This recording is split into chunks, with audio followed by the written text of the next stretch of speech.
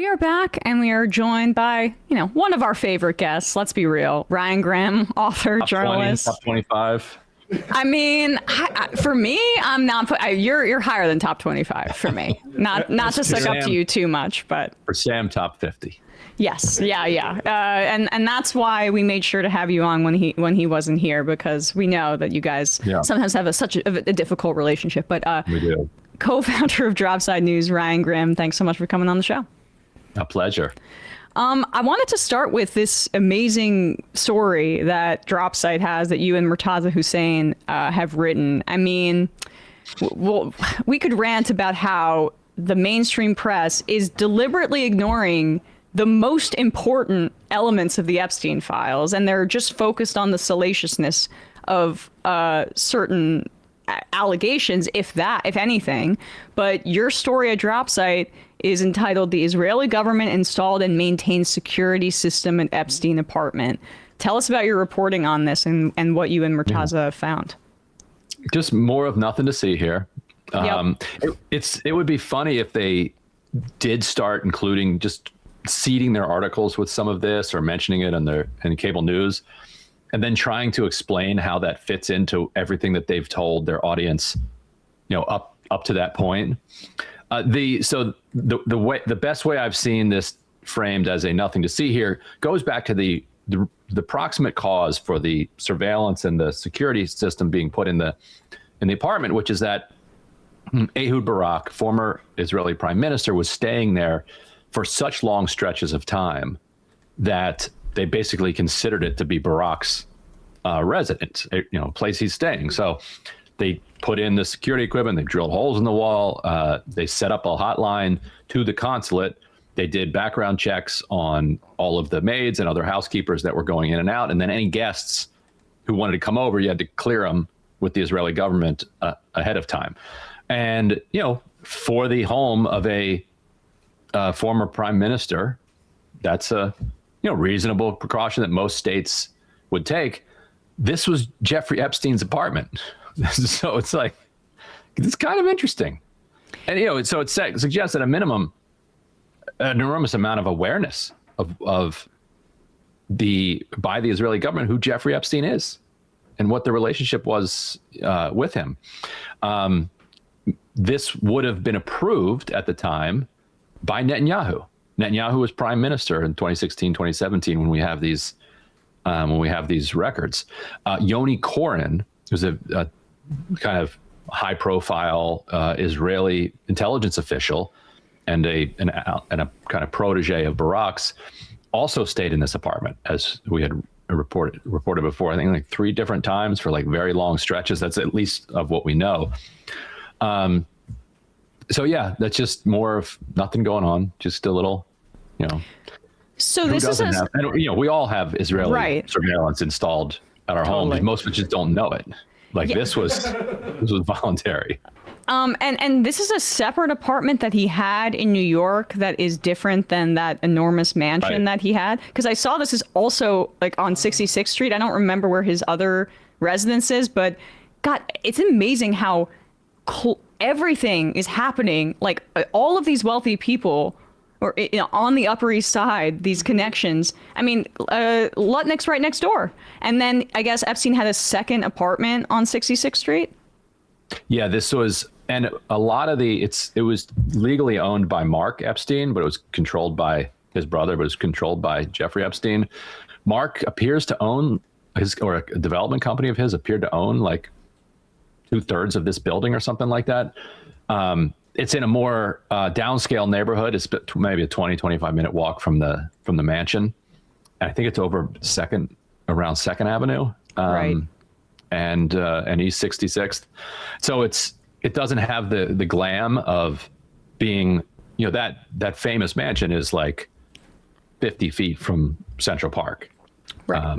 Lutnick is not living more than 50 feet away from Central Park. And it's across the street from the Frick Museum, which is ironic because, Frick made his money violently crushing, workers' rights in the 19th century.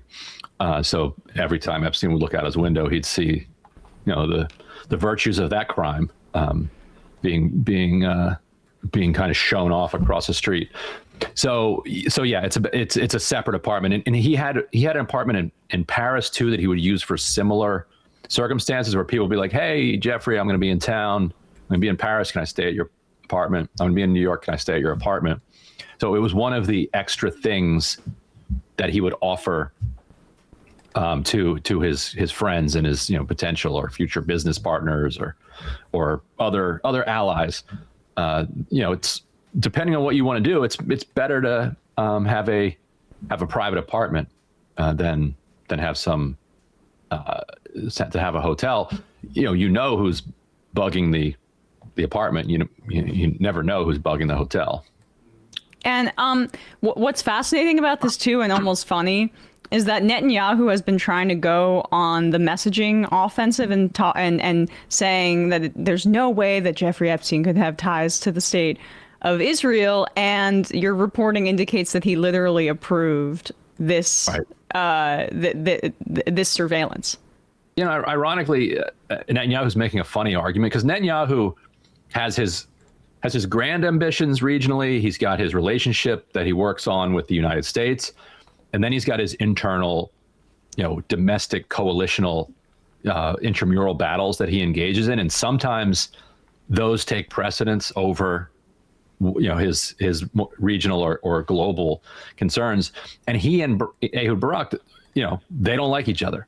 They are in opposite camps inside this intramural fight domestically. And so Netanyahu has said the reason that we know that Jeffrey Epstein has no links to Israel is because of his tight relationship with Ehud Barak.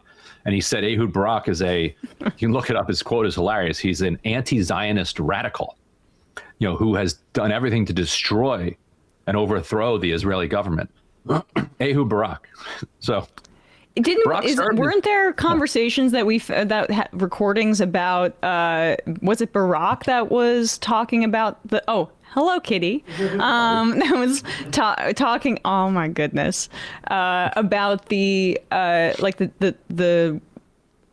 possibility of a one democratic state and one state being an issue. I mean so I guess that's anti-Zionist apparently.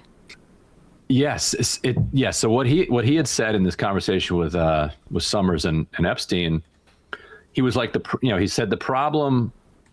And this it goes back to the coalition politics too. He said the problem with the early Zionist effort, which then bled into the post-formation of the state of Israel, was that they had to let anybody who was Jewish from around the world come to Israel. They couldn't pick and choose based on what he was saying are kind of superior races. So you had to take Somalians, Ethiopians, Mizrahi, Jews from around the Middle East, which they kind of from Iraq or wherever else, which that's a separate story. But Mizrahi Jews talk about the discrimination that they face constantly. Yep. I'm sure you guys have talked about that a bunch here. Yes. And so he's saying they had to do that for demographic reasons. Otherwise, there would be too many Arabs. But if they would take away control from the rabbinical cohort that currently was deciding who is and is not able to be Jewish, and they could take it to the government, they could then tell all these Russians and Eastern Europeans who are not Jewish, here's the process that you can go through that's rather simple to convert to Judaism. And as he said in that tape, I think they'd rather be Jewish than Russian. So basically saying, look, you want to come live in a first world country, then all you have to do is memorize this, and here's how you do it, and you become Jewish, and then we let you in as an immigrant, and then they can fight the demographic battle against the browner Jews in Israel, and also against the Arabs. And Barak also believed that would benefit his spectrum of the political coalition.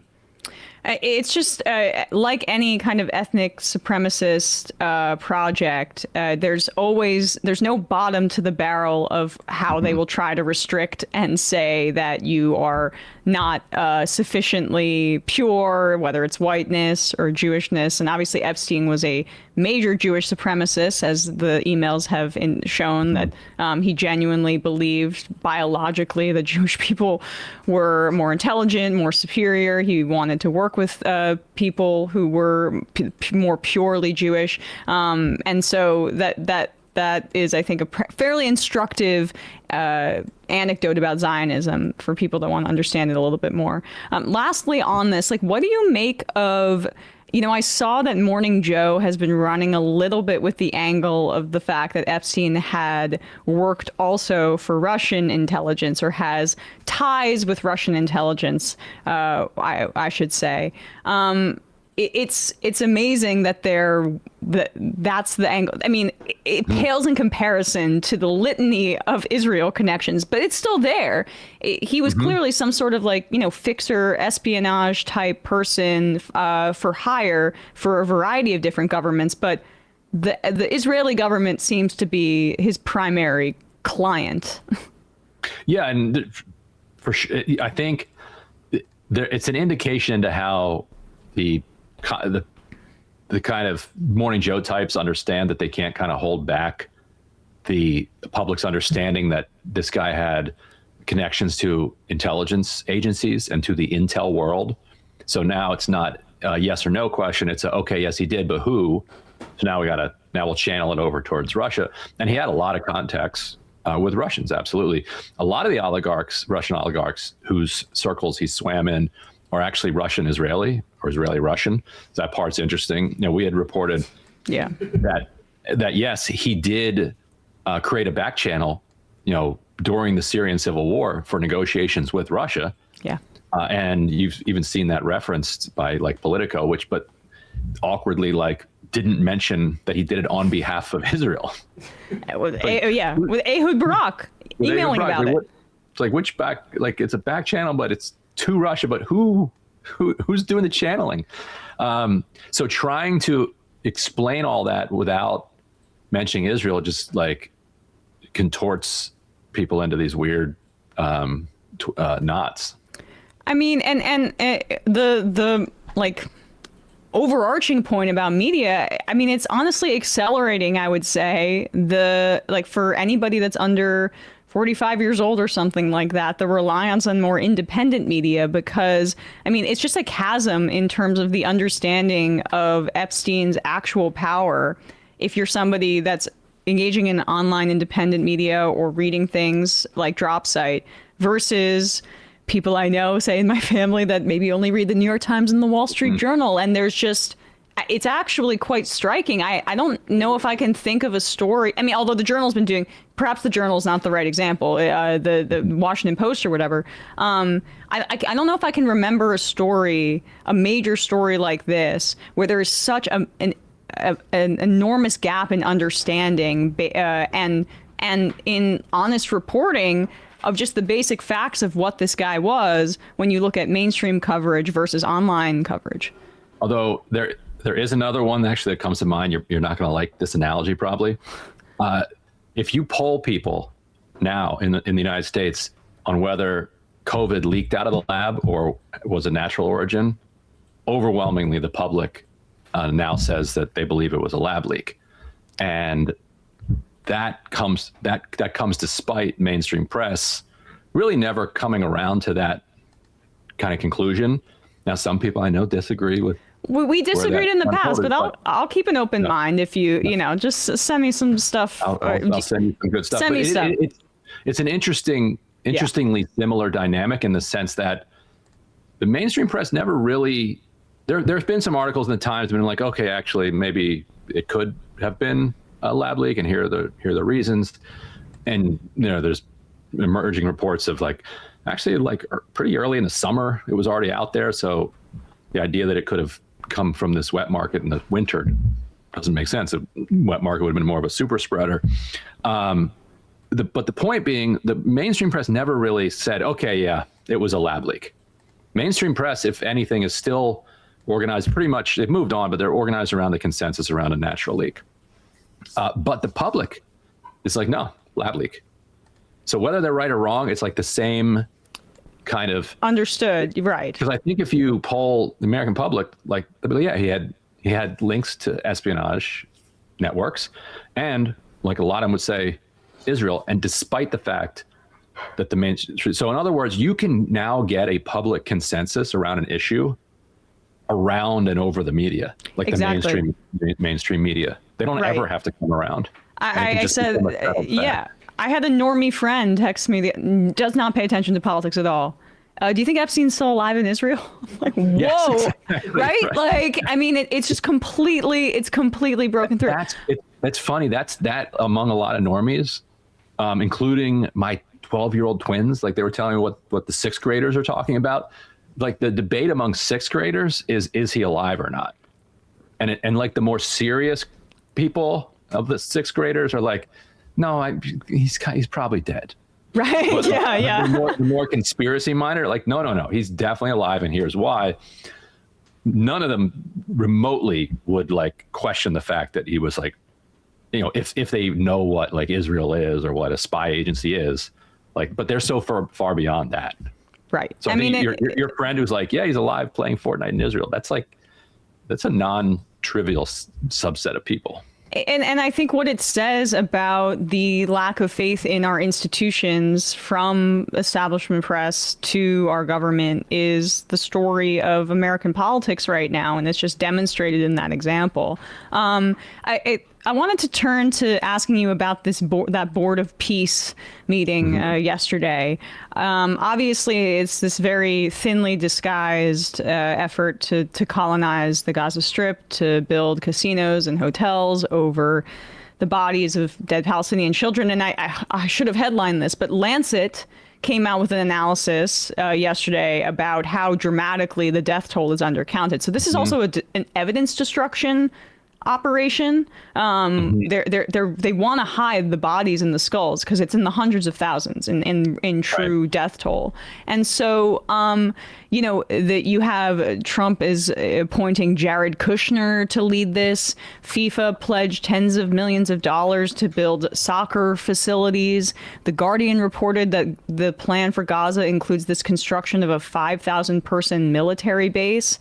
But overall, outside of just the naked ethnic cleansing and war crimes that this entails, it's also a way to undercut the authority of the UN. And the Biden administration started this. The Biden administration started this with the insane attacks on UNRWA and in the, of course, repeated disregard for the United Nations resolutions, basically begging Israel and the United States to rein this genocide in a little bit. When we're talking about the breakdown of whatever rules-based order there was, however immensely flawed, I don't think we can tell that story without talking about how this is a way to kind of completely neuter any power that the United Nations may have had. Yes, yeah, and Trump has been kind of explicit about that. He's going around saying like, why do I have to end all of these wars? Isn't that the UN's job? While he's out like vetoing efforts to end these wars. So it's also, he appointed himself chairman for life of this thing. And he also gave himself the power to appoint the next chair. So it's this like almost hereditary, situation where he runs this Board of Peace. He's now supposedly extracted $7 billion from a handful of countries, Uzbekistan, Morocco, UAE, etc., to go allegedly towards Gaza reconstruction. He's saying that the U.S. is going to put in $10 billion. Like, it's funny to cover like Washington and Congress for years and see people fight about appropriations battles and like how are we going to spend money and do horse trading, like do an earmark here if you vote for this, spending for that. And he's like, actually, I'm just going to take $10 billion and send it to myself over at the Board of Peace. It's like, oh, you could do that? You can just You can just write a check from the Treasury for $10 billion to the Board of Peace. Meanwhile, it's so crazy that this is happening while Israel is still bombing Gaza. Yeah, they're bombing Gaza yesterday, and like killing people. It's utterly incredible. As you know, Hamas did not agree to disarm as part of this ceasefire, and now Trump is saying you have 60 days or whatever to give up. Netanyahu says they have 60,000 AK-47s, which feels like pitiful, like for a country that is, aside from the United States, maybe the most well-armed in like world history, right? To be like whining about 60,000 like automatic weapons, like really, like that you can't come to some type of terms of coexistence with 2 million people who have 60,000 and no access to bullets. Like they're making them themselves. Like, I mean, you guys have AI systems that can map exactly where any Palestinian is at any time. I mean, remember a few months ago when they assassinated that doctor? I think he was like high up in surgery at one of the hospitals, and they had a drone just go down, find his exact location in the hospital, just killed him. Just killed him. Mm-hmm. I mean, I still sometimes wonder if the average American understands the complete disproportionate nature of this. Right. That's whining about AK-47s as, Hamas doesn't have missiles. Right. Gaza certainly doesn't have an air defense system like the Iron Dome. It is shooting fish in a barrel. Right. And so they're saying that they're going to have this, they're going to build 5 military bases that are going to be home to this international stabilization force, 20,000 troops from all over the place, Indonesia, Albania, etc. That will be coupled with 12,000 Palestinian police forces. Now, Israel is working extremely hard to make sure that it is like these like drug traffickers and organized criminals that they're funding and arming that take on this role rather than the actual kind of Palestinian police force that is in Gaza. So that remains to be an open controversy. That Israel is clearly trying to keep things static, prevent phase 2 and reconstruction from kicking in, doing as much as they can to then shrink the population and divide it as much as they can so that these clans that these organized crime operations that they arm are the ones that have more control than anybody else.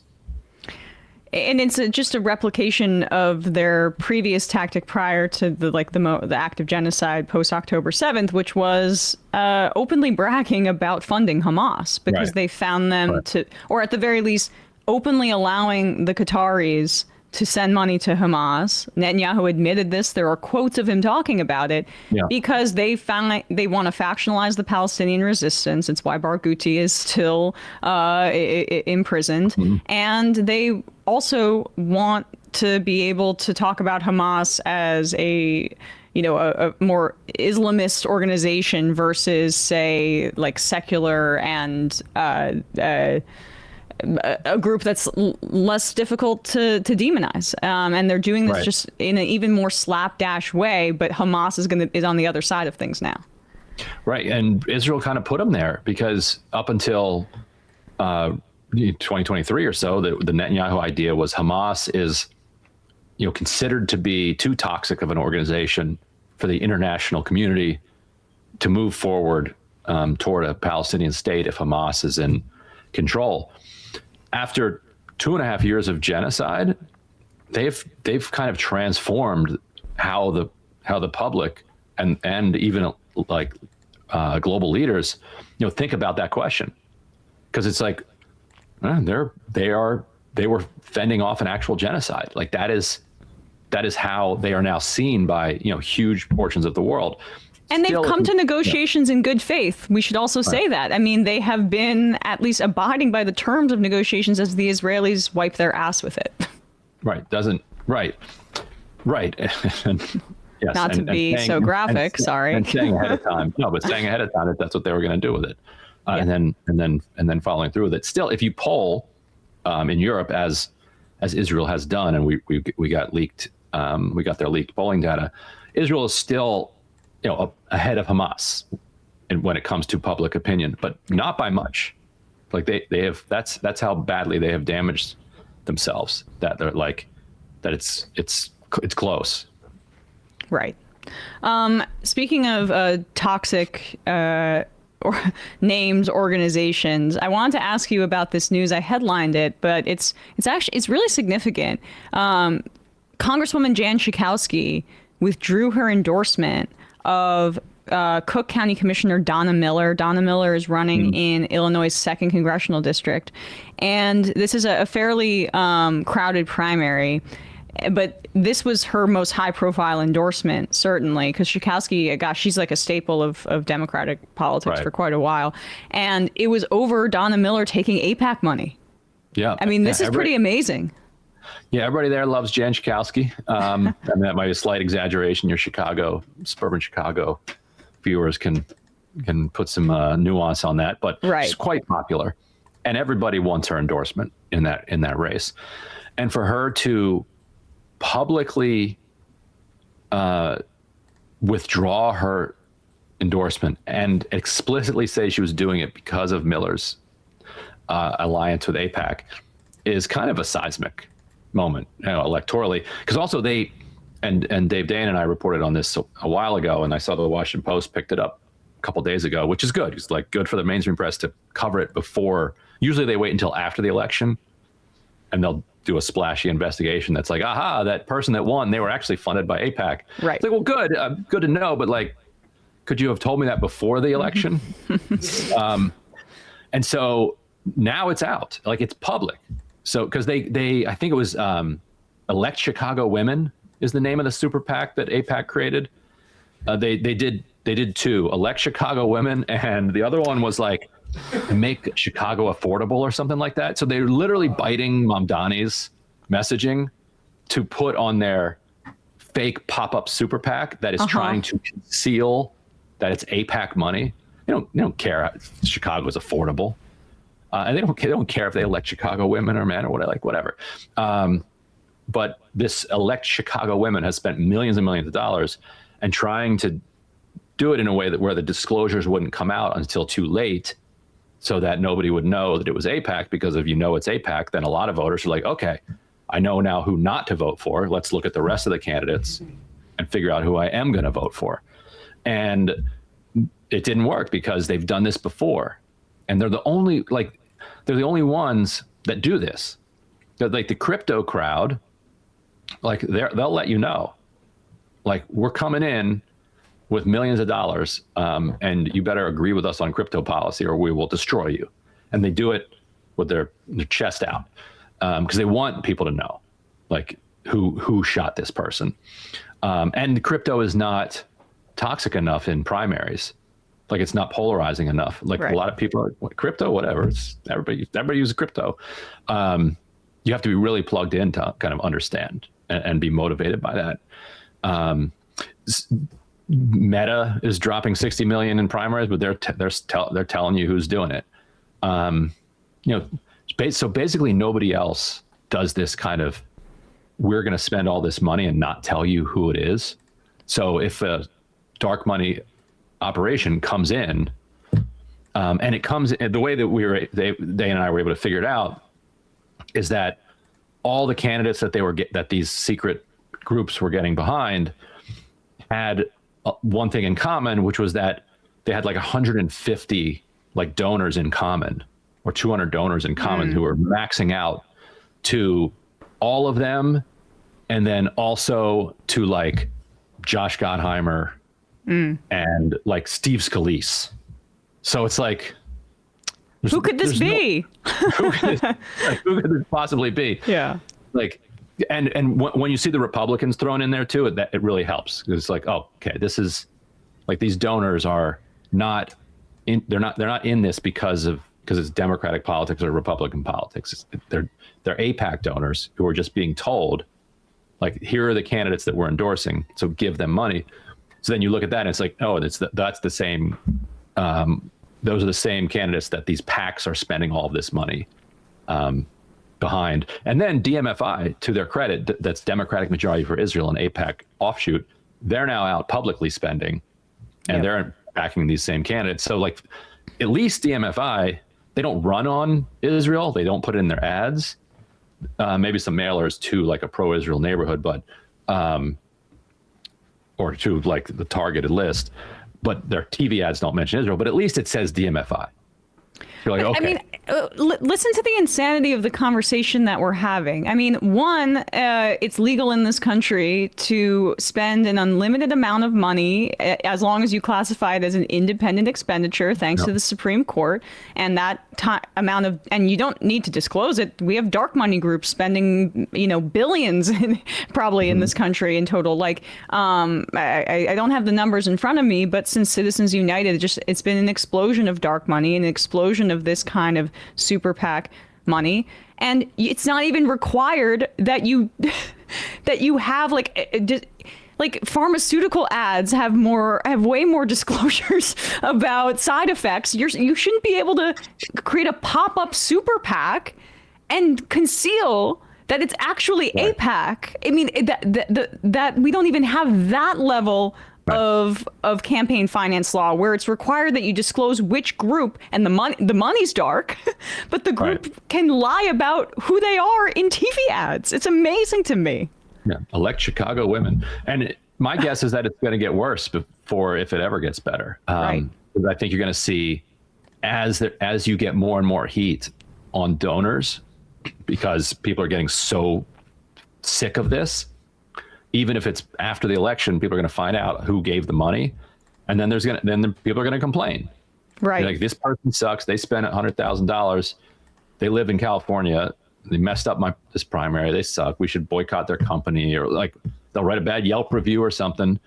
And those people are then going to complain that they shouldn't have to suffer any criticism whatsoever for participating in the democratic process. And so I think you'll see even more and more opacity added to the current dark money system, so that the thing that we were able to do now of like cross-check these donors, who knows if we'll be able to do that in 10 years or less. All right, you're putting the Grim and Ryan Grim here, buddy. It would be the court. I would imagine Supreme Court would be like, yeah, you know what, we're violating their privacy rights by forcing them to disclose. Yeah. The corporate persons. Last topic here before we let you go, Ryan, because it's just still not getting enough attention. The United States is still murdering people in the Caribbean and in the Pacific and off the coast of this country with these strikes on what they claim are drug boats, and they provide no evidence to that fact. And in fact, we have evidence to the contrary, because there is a lawsuit that's being brought against the Trump administration for one of their previous murders of two men who were working in Venezuela. And I believe they were from Trinidad and Tobago, and they were just workers that were coming back, I think, either home from a long stint in Venezuela where they were working. And they brought a lawsuit against the Trump administration. That lawsuit hasn't deterred them. They've resumed these strikes. Yeah, and my co-host Emily made an interesting observation this week that I hadn't thought of, though I think I didn't think of it because I never took the administration's legal rationale for their strikes remotely seriously. But if you do take it seriously for a second, it has unraveled because of the Maduro kidnapping. Like, the original legal argument on behalf of the strikes is that this is a terrorist organization that is using drugs to make profit, and then funneling its profits into this Maduro terrorist organization that is at war with the United States, and it's the war with the United States is that it's sending like migrants or whatever to the U.S. That was how they claimed that this was some kind of combat, and that you can get the Pentagon involved. Yeah. So the linchpin of that argument was Maduro, and that he was overseeing this giant, terrorist enterprise. that was at war with the United States. According to Trump, he recognizes Delcy Rodriguez as the legitimate ruler of Venezuela. She's doing a fantastic job. That's what he keeps saying. Yeah. Doing everything that we want her to do. She's in constant communication with Rubio and his subordinates. And so who are the drug dealers sending their financing to that would justify this as a legal measure?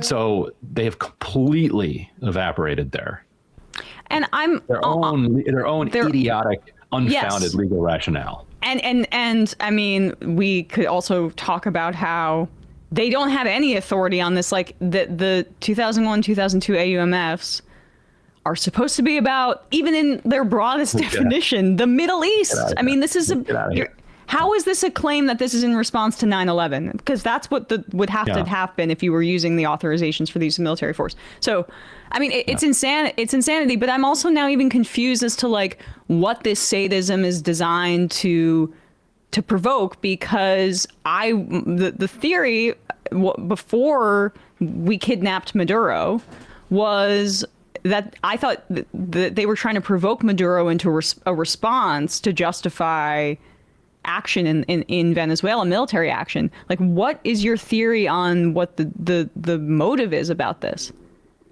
Killing for the sake of killing at this point. I think killing takes on its own momentum. Like Hegseth and Trump are like, these are bloodthirsty people. There's no other really explanation for it. Yeah, I guess so. Like they're not stopping cocaine from getting into the country. I mean, like taking out a couple boats, like what?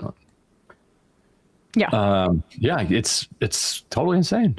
It's totally wild. And yeah, it hasn't even slowed them down that they undercut their own rationale for doing it. Shows how they didn't even believe remotely their own rationale for it. I mean, were they emboldened by, you would say, the momentum of Congress failing to rein in the wartime authority? Like, I mean, this is also a way to just basically throw the middle finger up at the legislature, which they have neutered very effectively, and say, you want to try to say that, like, under the Constitution that Congress is supposed to give the authorization for war. You failed at that, and we're going to keep doing it. Yeah, I think at a higher level, it's like, and Trump has spoken about this kind of publicly. In his mind, he held back in Trump 1 out of respect for like institutions, norms, and rules. Like that's his, and frankly, comparing Trump 1 to Trump 2, he actually did hold back what he was capable of, like clearly. Yeah. Well, he had handlers that held him back. Like, I mean, unlike now. Yeah. Right. And he feels like his payback for that was, the fake news media calling him terrible things, and the Democrats charging him with zillions of crimes and trying to throw him in prison. So this time around, he's just going to do whatever he wants. And what he realized is that he can bomb a boat and kill a bunch of people and go to his next meeting and wake up the next day a free man and do it again. And again and again and again. He can bomb Iran. He can kidnap the president of Venezuela. He can, he can do tariffs. The Supreme Court will tell him he can't. He's going to put him right back on through some other convoluted illegal mechanism, and just outrun everybody. What he realized is while everybody else is saying, "Wait, you can do that," he's like, "Yeah, watch me. I'm going to do it." And I think that's where, to tie a bow on this, Epstein, the lack of accountability, the lack of justice for this class of people. It's the story of everything since Iran-Contra. It's the story of the creation of the Epstein class. It's the story of the devolution of American democracy, because it has created an impunity for those in power, and they have taken full advantage. And Trump's the best example. Indeed. All right. Well, Ryan Grimm and Kitty, adorable cat. I got two cats, Ryan. I'm a first-time cat owner for the first time in my life. I always grew up with dogs, but I see what I realized I loved them the other day when I saw a movie and there was a cat in it and I started crying and I'm like, okay, wow, they've gotten my heart now. So we have a dog and the dog is not a fan of the cats. I'll tell you that. Oh wow! All right. Wow, that's some rancor in the Grimm household. So annoying. Appreciate you coming on today, everybody. Of course, please support Dropsite News, essential in this time period, and also, of course, Breaking Points. Check out Breaking Points as well. Thanks so much, Ryan. Support it all. Throw all your money at it. Yeah. Exactly. Exactly right. Thanks so much. Talk to you later. See ya. Hey, folks, don't forget to hit the subscribe button and check out our daily show. We do it every day at 12 p.m. Eastern for about 2.5 hours. We even take phone calls. You should check that out.